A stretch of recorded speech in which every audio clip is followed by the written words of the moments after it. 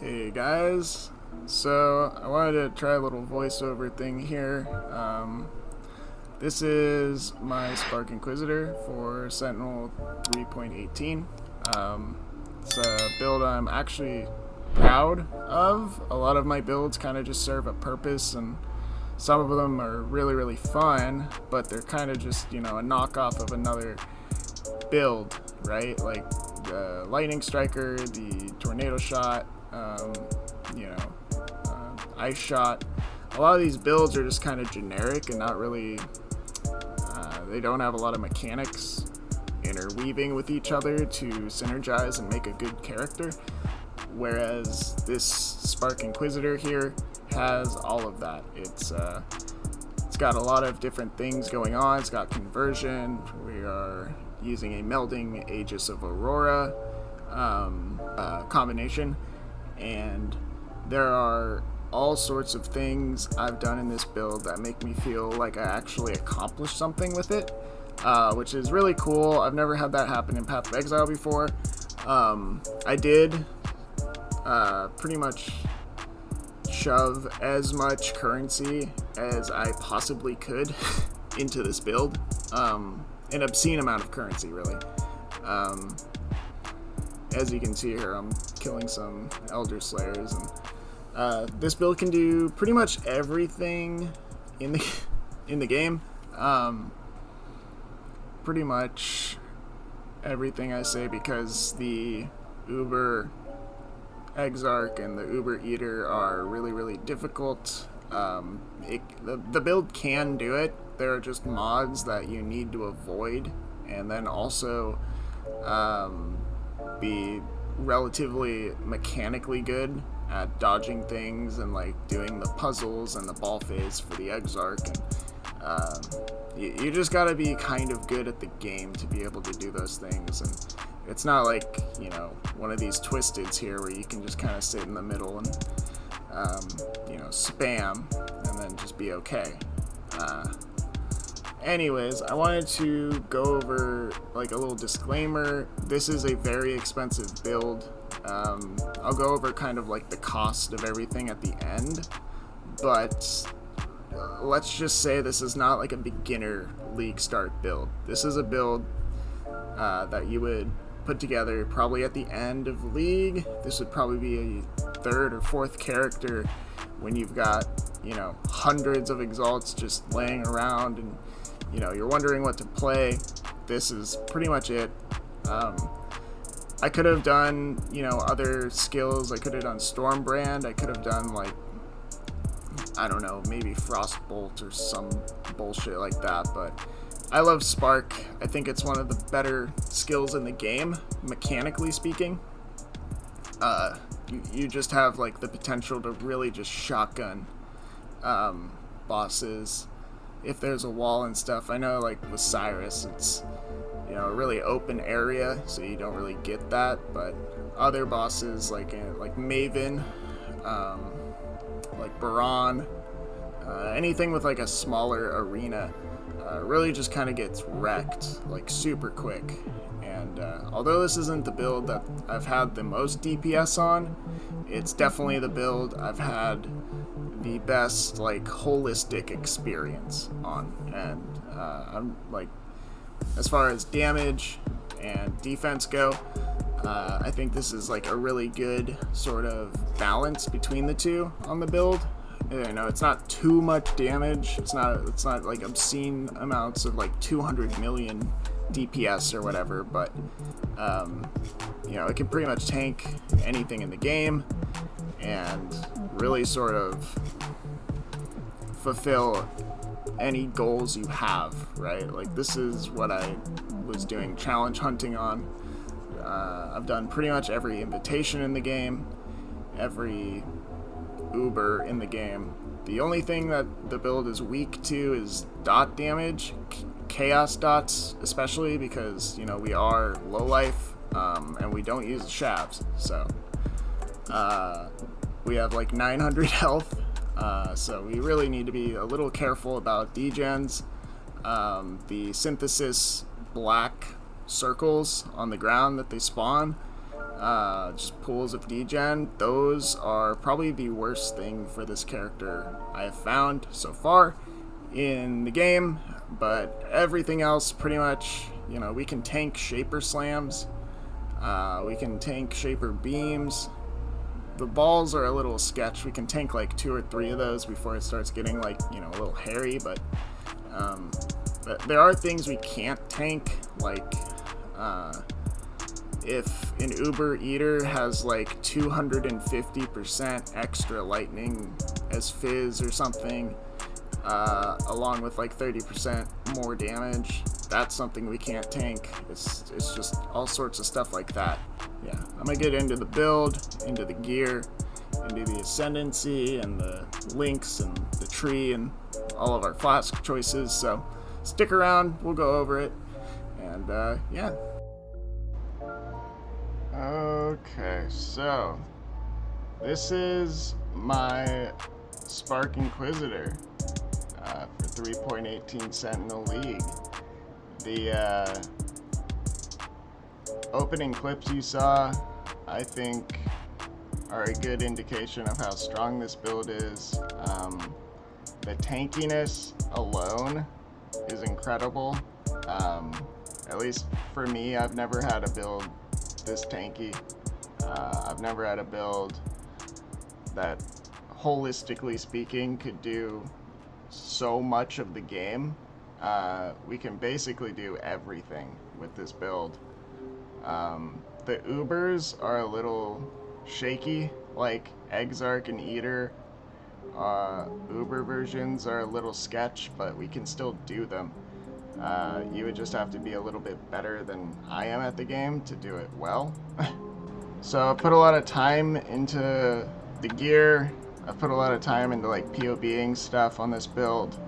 I've put more currency into this build than any of my other builds in the past, by far. Like, this is the most expensive build I've made in a really long time, and probably for a long time to come. So I want to go over like the Ascendancy, the gear, the tree, like the links and why we use them on some of our stuff, and basically kind of just a quick overview of how the build works.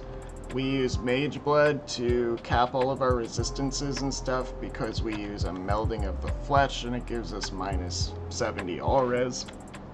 The reason we use melding is so we can get to a 90% all resistance. We also use Aegis of Aurora to easily get to that 90 all res, and also because it's just kick-ass for defensives and surviving. We have about 4k energy shield and 100k armor, so quick napkin math means we replenish 2k energy shield every time we block. I've been working on getting to block cap on our attack block, but the market is dead because the league is over and I can't find a Watcher's Eye with Determination attack block on it and the other mods I need. So we're unfortunately stuck at 72. It's not the biggest deal getting that extra 3%, but I would at least like to have it there. Pretty much how the build works is you keep your haste up and you keep your haste buff up all the time. Every 11 seconds you press the button. You can pretty much stand wherever you want and you hold down spark and watch everything die. Pretty straightforward. I'm gonna gloss over a lot of like mechanics and how they work, just because this is pretty advanced build and it uses a lot of different shit that a newer player might not be familiar with, so just keep that in mind. I don't want the video to go for like 2 hours long or whatever.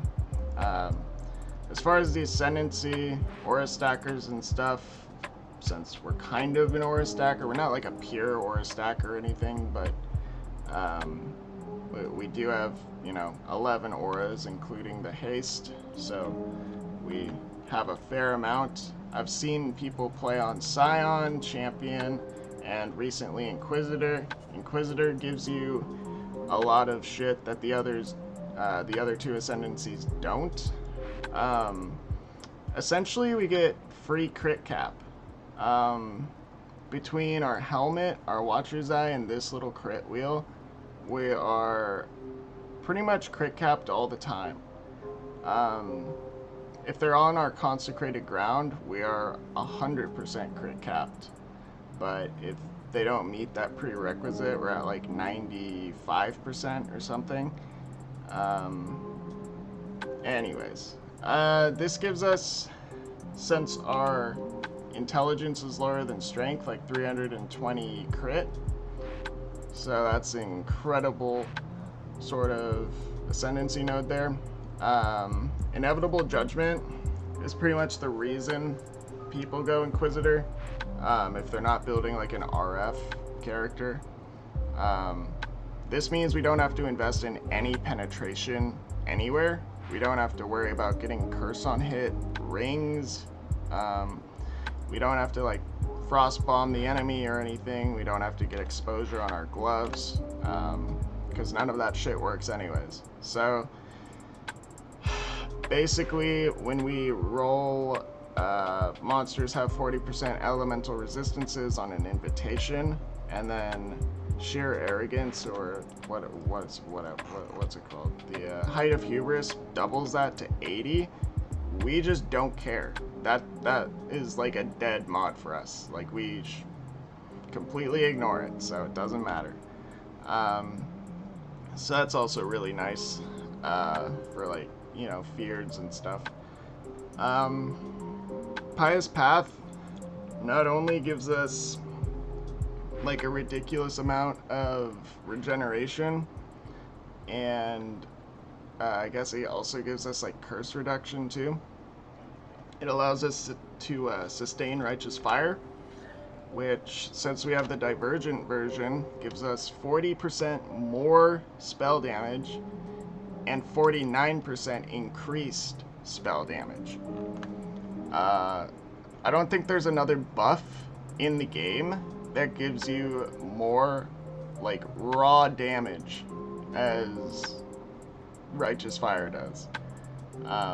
This is just huge. Like, there's no understating it. It's ridiculous. Let's see. So yeah, that's kind of like the Ascendancy and why we do it. It's really, really nice. It's probably like the best Ascendancy in the game at the moment, if not the second best. I mean, Occultist is really good, but Inquisitor still gives you like things you can't really get anywhere else. The tree is pretty, what's the words, like specific in the way we want to lay it out. If we could get our last 2 levels, we would either take this power charge, or we would take these 2 skill effect duration nodes. We'd probably just take the power charge. We have Inner Conviction, so that give us 3% more spell damage, as well as like a lot of crit, but getting to level 100 is kind of a chore, and I just haven't been bothered. So main things to note: we need Glancing Blows, and of course we're going to take Divine Shield as well. We are very tanky against physical damage. Like I said before, we have 100k armor, or did I say? I don't know. We have 90 all res, 69 chaos res, lol, 72 block, 100k armor, and 90% phys reduction. We are ailment immune, and we are kind of trying to get stun avoidance as best we can. It's a really long process to get it through harvest, and eventually we'll have it, but at the moment we don't. So Glancing Blows helps us because of Aegis Aurora. Aegis Aurora heals us for about 2k energy shield every time we block. Melding is the reason we have 90 all res, and ailment immunity comes from this little node. This is one of the coolest little pieces of technology on this build, I think. So we have a Militant Faith with increased curse, or increased aura effect, and elemental damage. We have 160 devotion, I believe. Yeah. So this gives us 64% increased LE damage and 16% aura effect, as well as ailment immunity. To really min-max this build, you'd want it on this node and not this one, so you could get like more energy shield from this node. Kind of sucks that it ended up being here, but I don't want to spend 800 divines to get, you know, this exact node. At least not today. And then we also roll for Inner Conviction in order to get more spell damage, since we don't really have any frenzy charges or any way of like leveraging frenzy charges to get more damage. This is just kind of, you know, a way of getting more damage into the build. The clusters we take are Doriani's Lesson, Prismatic Heart, Snowstorm, 8 passive. We take all of the nodes. This one has Snowstorm and Disorienting Display, so we get a little bit of blind, even though it doesn't really help all that much since they changed it. And then we have Storm Rider. Without this, we wouldn't be able to generate power charges, so this is really important to have in the build. This was the only realistic way of getting it. Charge generation, I mean. We take every single aura reservation node on the tree that we can. We have all the major wheels, so this one, this one, this one, this one, and we have Champion of the Cause Anointed. We use an Impossible Escape so we can get Charisma over here. The masteries are Increased Effect, Reservation Efficiency, and Life Reservation Efficiency. We use this mastery on this caster wheel so we can get +1 to maximum intensity, because we do use Pinpoint in our links. And then we have Crit Multi against unique enemies here. I think that's our last mastery. The medium clusters are just 2 repeater and aerodynamics. Aerodynamics, repeater. This is how we get Pierce in the build. I believe we have like 3 or 4 Pierce. It's enough. I would like to have 4 at least, but I mean, we can still do simulacrums just fine, so if you don't need that many in simulacrums, then you're probably not going to need it anywhere else. We use 2 3 passive reservation efficiencies, small clusters. They both have 35% increased effect. These are just a really good place to get stats and resistances. This one we actually get a fair amount of mana from, but I'm trying to find one with chaos res instead of increased damage here. But you know, like I said, realistically, the league, the market is dead. You're not gonna really find that. If you do, you're pretty lucky. The jewels. So our Watcher's Eye is Hatred Crit, Consecrated Ground. Enemies take damage. Realistically, I would love to have this exact same one with Determination block chance, but that's not going to happen this late in the league, realistically. Melting of the Flesh, obviously, for 90 all res. this is what allows us to shoot spark in a circle all around us. Just really nice, so you don't have to aim. And we have cannot be hindered, corrupted blood, also just a good place to get it. We put our unnatural instinct here. You can see the list of all the shit it gives us.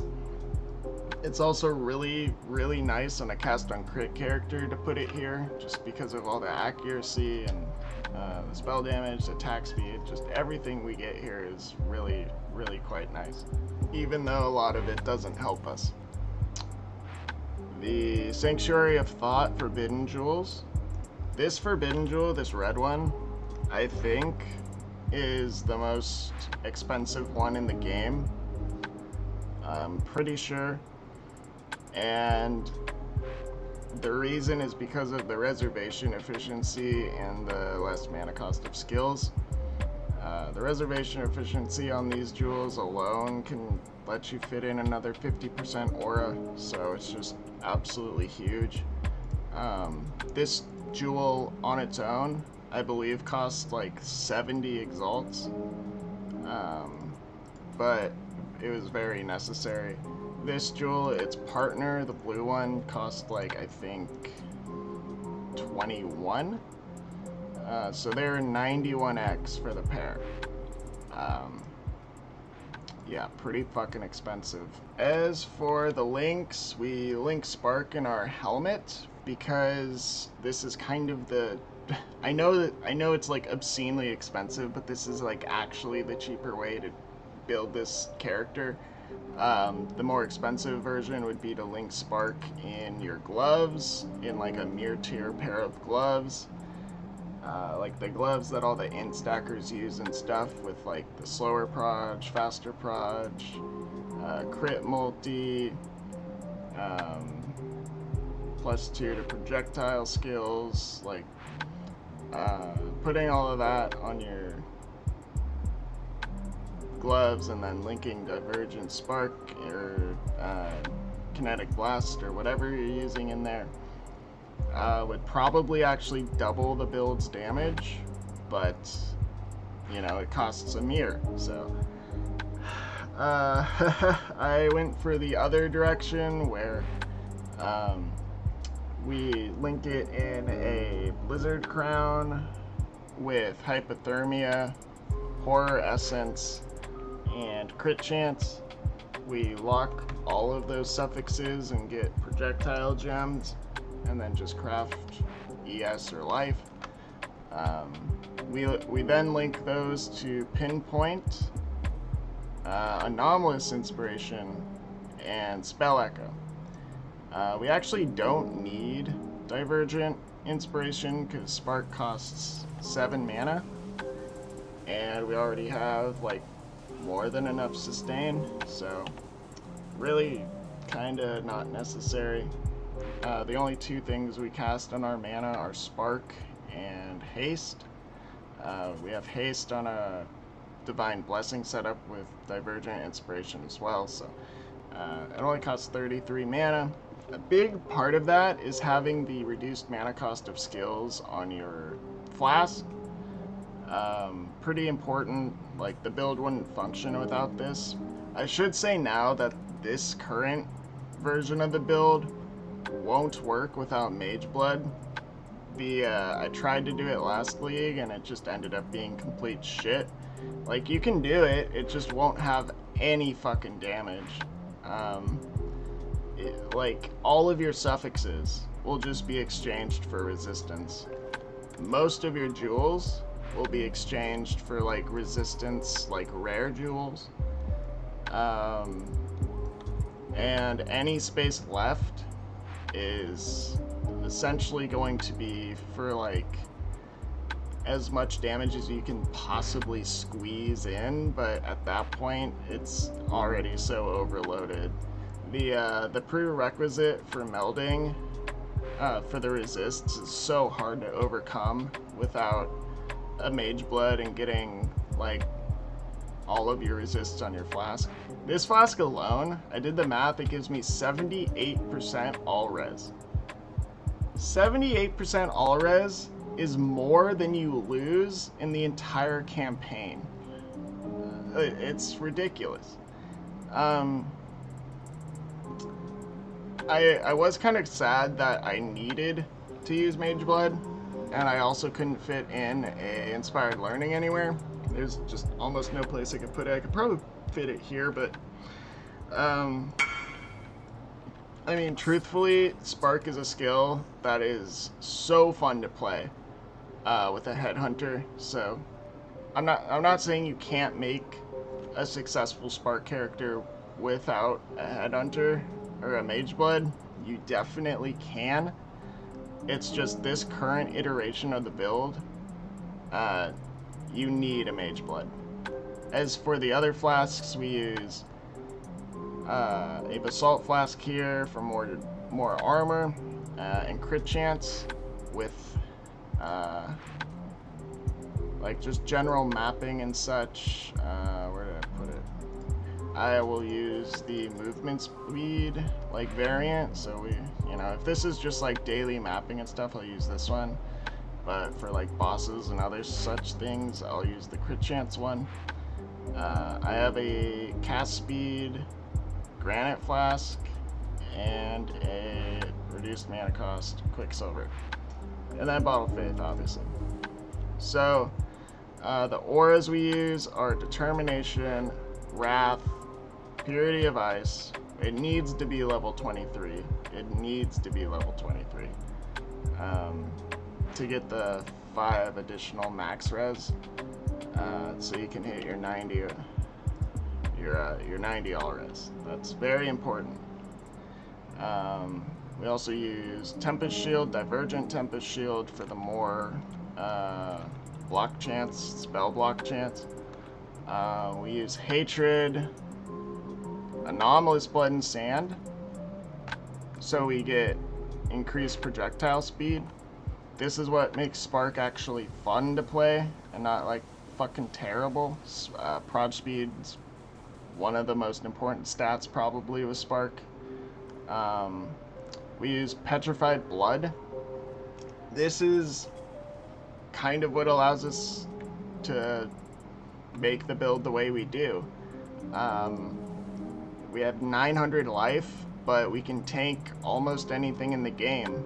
We can tank Shaper Slams, we can tank Die Beams, we can tank fucking Wave 30, Simulacrum, Kosis slams. Like, there's a lot of things we can do, but chaos damage over time and like generic damage over time is really kind of sketch. Like, it's probably the worst thing for this build. Like, we're not capped on chaos res, but just switching out a jewel, we could be. But at the moment, like, the build functions fine at its current level of life. It's just it can be a little sketchy sometimes, like in Simulacrum waves where you get Fizz's extra chaos and stuff like that. It can get a little bit spicy. But yeah, so Petrified Blood pretty much is what allows us to do that without having to use a Shavs. Really kind of just a great skill overall. Basically, more than half of the damage we take to our life when it's like this is just completely negated. So pretty much MVP of the whole build right here, other than Righteous Fire, right? And then we have all of these auras here linked to level 4 Enlightens. What else? We also use Defiance Banner and Discipline. We link these to Arrogance for the 25% aura effect, and then we put them in our Aegis for the +2 aura gems, further buffing up the skills. And then that's what gets us down to below half-life. As you can see, if we unreserve Discipline, that's pretty much most of our life that Discipline is reserving. We could technically run Defiance Banner, not on our life, but it would just end up like we would have to cast Spark a little bit to get down to below half-life, but it doesn't really matter at the end of the day. And yeah, that's pretty much the links. We also have Molten Shell and Flame Dash linked to Arcane Surge, and Righteous Fire is here. I'm thinking about taking out Arcane Surge and putting in Smite, just because for certain boss battles it is more damage, and Arcane Surge is good because you don't have to think about it, but I mean, we can already do the Feared in like 10 seconds, so I'd rather be just, you know, more quality of life than anything at this point. So we use 2 Call of the Brotherhoods to convert our lightning to cold. This is what allows us to freeze most things in the game. We use Ashes of the Stars for the +1 and the quality. The reservation efficiency is what allows us to get all of these auras. And then Nebulous. This Nebulous actually is more damage than a double damage Nebulous for spells and stuff. In POE, it's like a fair amount more damage actually, but if I were to get a spells deal double damage Nebulous with another damage mod, like double damage and crit multi, then it would obviously be inferior, but those cost like a ridiculous amount of money, so this is good for now. Gloves are just Chaos Res Dex and a Temple mod with a lot of energy shield. The boots are your normal, you know, elevated Tailwind, elevated Onslaught, elusive boots. And then the helmet. It's just a Horror Essence spammed until you hit Hypothermia. You reforge crit and hope you get +3. You can then Dominance Orbit if you want to try and hit level 25 Hypothermia. I didn't. It took me like 40x to get to this point. And then you just lock Suffixes and Veiled Chaos. I think this is probably the best build I've played, like hands down this league, but maybe ever, to be honest. I'm not quite sure. I did a little napkin math last night, and excluding all the gems, like all the Enlightens and the Wraths and the alt quality gems and stuff, just the gear, the flasks, and everything on the skill tree is 610 exalts. If we factor in that a level 4 Enlighten is 20x, and the other gems were at least, I don't know, probably 10 exalts in total, that is literally 670 exalts for this whole build, so a little under a mirror. I did get a little bit lucky on some of my crafts, and I did buy some things for some discounted prices. I mean, just it's a really expensive build, but a really fun build. Overall, if you have the money, I don't think this is like the most superior skill or build or character you could throw all your money into, but I do think it's one of the most fun you could throw your money at. I've had a blast playing this build, so much so that I haven't really like I've tried to quit the league like 4 times now, but I just keep playing this build because I built it so late in the league that, I don't know, I just kind of feel like if I had this earlier in the league, I would have had a lot more fun with the league. Not to say the league wasn't fun, but you know what I mean. At a certain point, you just die of Ligma. Anyways, I think that's everything. Most likely it's not, but if you guys have any questions, feel free to ask. This was more of, if anything, this was more of just like a flex video. I don't usually like flexing, but this is like, this build was just so good I had to. If honestly, if you want me to do like more in-depth shit about like the gear and like what to do and like where to get it and stuff, I can. The grasping mail, I literally just bought it and re-rolled it a couple times. If you want me to do a budget spark build, I could even put one of those together.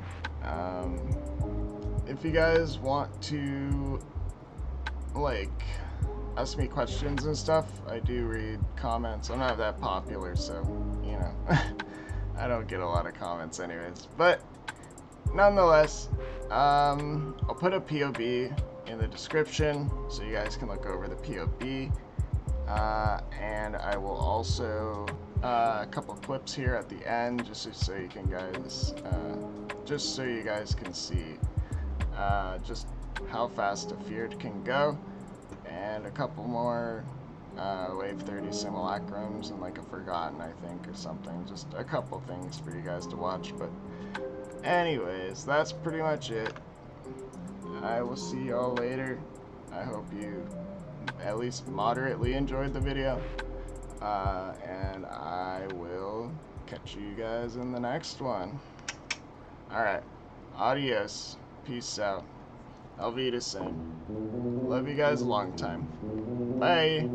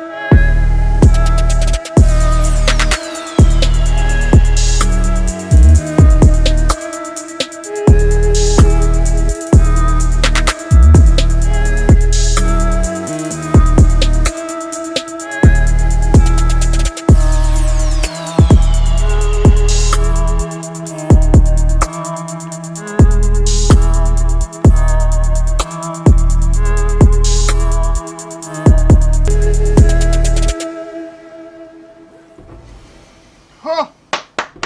That was one hell of a feared, bro. That was pretty quick. Dang.